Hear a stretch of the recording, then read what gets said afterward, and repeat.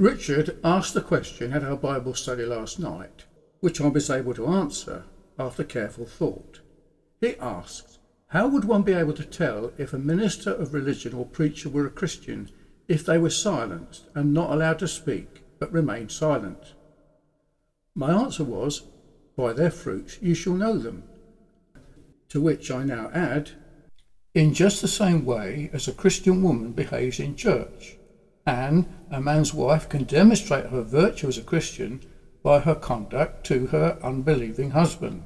The Apostle Paul's instruction to Timothy, 1 Timothy 2:13, but I suffer not a woman to teach or usurp authority over the man, but to be in silence, which I don't think would have gone down too well. However, this question provoked an inquiry into church history and relates to my recent posting about difficulties associated with articles of religion amongst particular Baptists.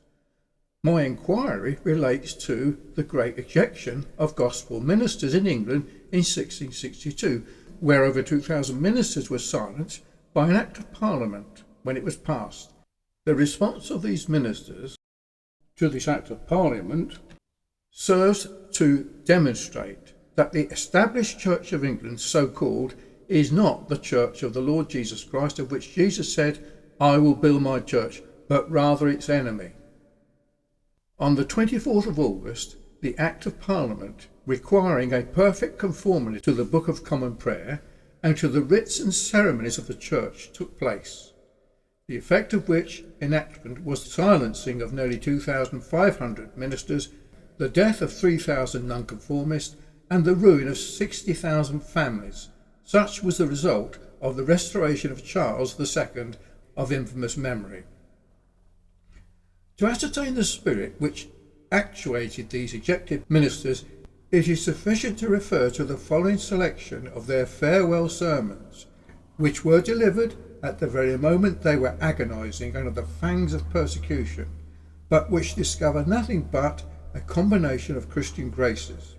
Bishop Burnet admits many of them were distinguished by their abilities and great zeal, and the celebrated Locke has remarked Bartholomew Day was fatal to our church and religion by throwing out a very great number of worthy, learned, pious, orthodox divines.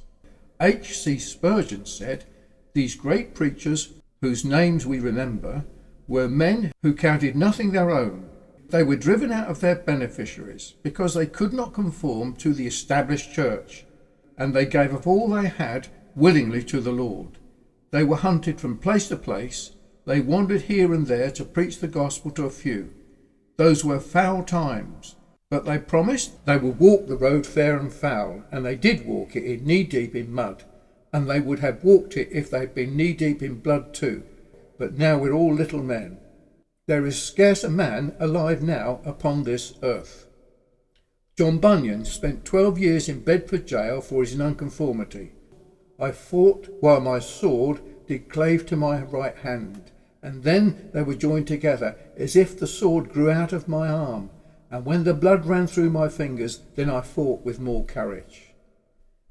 The following publications, entitled Farewell Sermons, are a collection of some of their sermons delivered on the day of the Act of Parliament that silenced them. In light of this, please view my recent YouTube article, Difficulties Associated with Articles of Religion Amongst Particular Baptists, Part 1 and Part 2.